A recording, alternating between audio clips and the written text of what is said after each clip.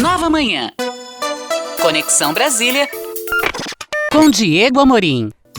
Diego Amorim chegando aqui com a gente para falar do poder, da política, dos bastidores, de tudo que diz respeito à política lá de Brasília. Bom dia, Diego, tudo bem?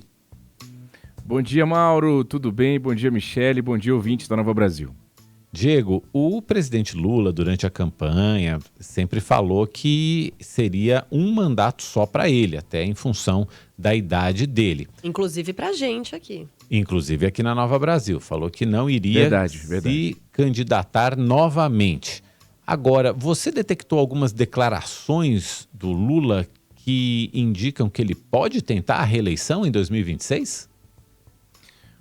Pois é, Mauro, Michele, eu ouvi certa vez de um presidente de um grande partido aqui em Brasília, numa conversa informal, por isso não vou citar o nome dele, a gente estava tomando um café, e ele me disse que a política brasileira tem duas pragas que precisam acabar.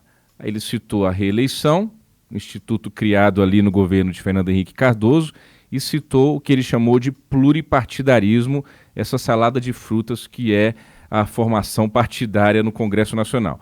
A reeleição, quem é contra a reeleição, entende o seguinte, que um primeiro mandato é sempre pensando no segundo, a partir do primeiro momento em que esse presidente ou presidenta, no caso, aí toma posse, sendo que o primeiro ano é para desconstruir o que foi feito no governo anterior e arrumar a casa. Então já se perde um ano com isso, na avaliação de quem é contra a reeleição, os outros 3 anos é pensando ainda mais na reeleição. E o segundo mandato, um eventual segundo mandato, quando o político é reeleito, é para raspar o tacho. O presidente do partido usou essa expressão quando conversou comigo nessa ocasião. Qual é aquele argumento principal de quem é a favor da reeleição? Não, a pessoa tem direito, se estiver fazendo um bom governo, ter direito a mais 4 anos. É para dar continuidade a um projeto político, né? Para que não haja tantas interrupções a cada mudança de governo. Para solucionar isso, alguns defendem, é uma das propostas principais que tem no Congresso, mas que não andam dentro dessa reforma política, 5 anos. Né? Você daria 5 anos para um presidente da República, ele teria ali 1 ano a mais, e aí passaria adiante, e o Brasil se forçaria a criar uma maturidade política, porque se a cada 5 anos você mudar tudo, eu dou muito exemplo aqui de Brasília do Banco Regional, o Banco de Brasília, que a cada governo que entra muda a cor. Aí você imagina a dinheirama que é gasta só para mudar a cor. Né? Quando era o PT era vermelho, a Roriz era azul, o Arruda era verde, aí daqui a pouco entra e coloca rosa, daqui a pouco laranja, e a gente vai gastando dinheiro só para mudar a cor da marca do Banco de Brasília, do BRB. Hoje está azul novamente, que é o original dele. Enfim, e o outro câncer da política, outra praga da política, para usar a expressão desse líder partidário, é o pluripartidarismo. Para isso, se tem a chamada cláusula de barreira, que bem ou mal está funcionando. A gente está vendo aí algumas fusões, a mais recente delas do Podemos com o PSC. A gente viu nessa última eleição de 2022 a formação de federações, justamente uma tentativa de partidos menores de não morrerem para atingirem a chamada cláusula de barreira e continuarem recebendo dinheiro do fundo partidário, aquela coisa toda. Até porque, Mauro, Michele, não faz o menor sentido. Vocês imaginem, você ouvinte da Nova Brasil, uma reunião de líderes do Congresso Nacional com um representante de cada partido para definir a pauta do dia. 30 pessoas. 30 pessoas. Lá em casa nós somos 2, é fácil porque eu só digo sim senhora para minha esposa e aí fica fácil de decidir. Aí sim. Aí sim, né, Michele? Mas quando tem 30 pessoas para decidir qual projeto que vai entrar na pauta, não tem jeito, minha gente. Então, reeleição e pluripartidarismo, eu concordo com esse líder partidário, são duas coisas que se mudassem no Brasil a gente teria aí um salto muito grande. Pois bem, vamos falar do Lula e a reeleição. Ele é o único que provavelmente possa ter dado um migué na gente em relação à reeleição?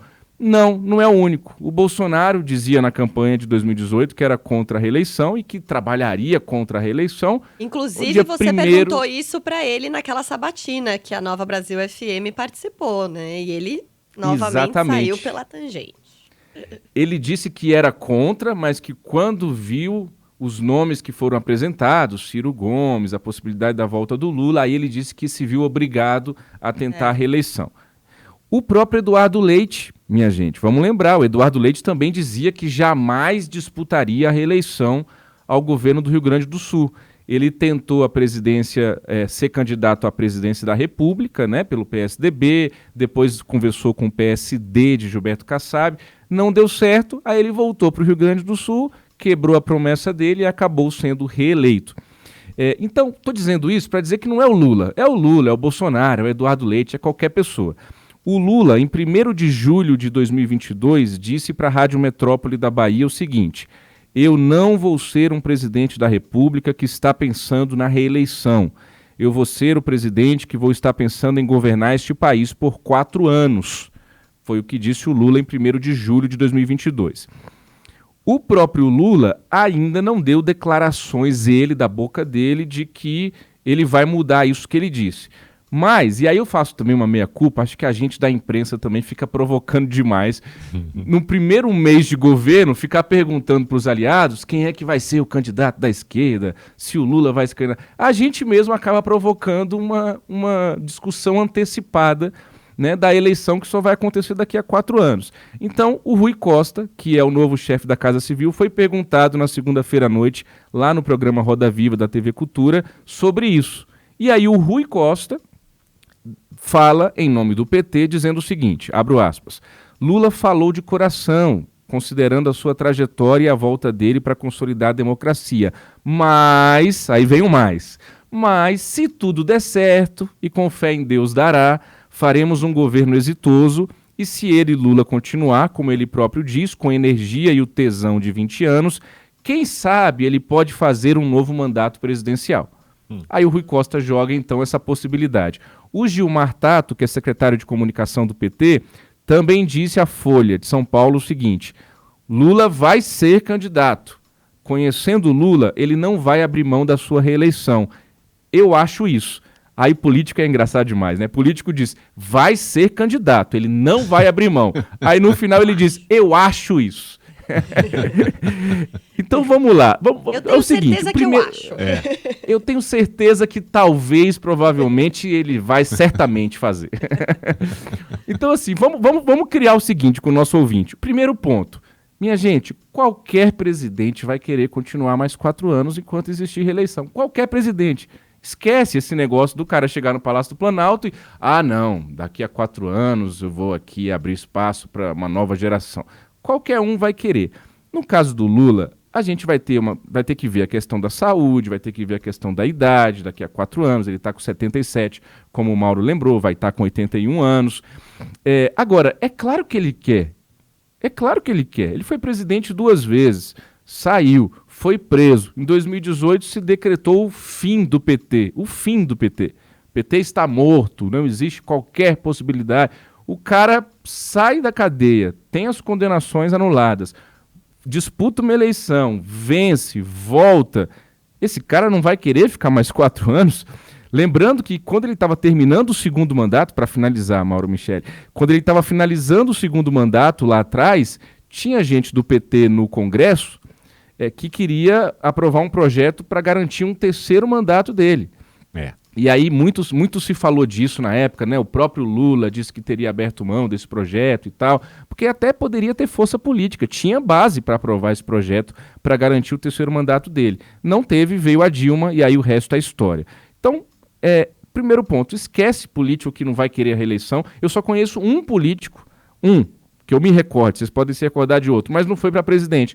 É o Regufe aqui de Brasília, que de fato se esforça para cumprir todas as suas promessas. Ele disse que não ia se candidatar à reeleição, de fato concluiu os 8 anos de mandato dele como senador no ano passado, levou uma rasteira do partido União Brasil e não conseguiu se candidatar ao governo, e de fato ele poderia se candidatar ao Senado, que ele teria uma reeleição até, não vou dizer fácil, porque tinha a Damares aí, que teve uma votação bastante expressiva, tinha a Flávia Arruda, esposa do ex-governador Zé Roberto Arruda, mas ele tem um espólio político muito grande. Mesmo assim, decidiu cumprir sua promessa de campanha e não se reelegeu. Mas tirando ele, eu acho que qualquer presidente, eu mesmo, vamos ser sinceros, eu mesmo, imagina você, Mauro Michele, você vira presidente da República.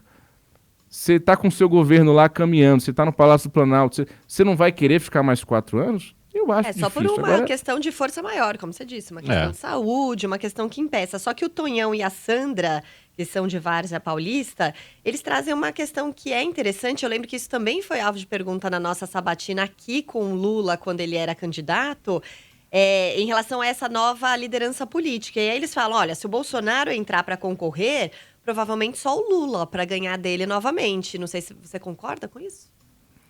Olha, o Igor Gadelha, nosso colega jornalista, colunista do Metrópolis, ontem ele deu uma notinha, porque é isso que eu estou falando. Às vezes a própria imprensa vai estimulando essa discussão antecipada de corrida presidencial daqui a 4 anos.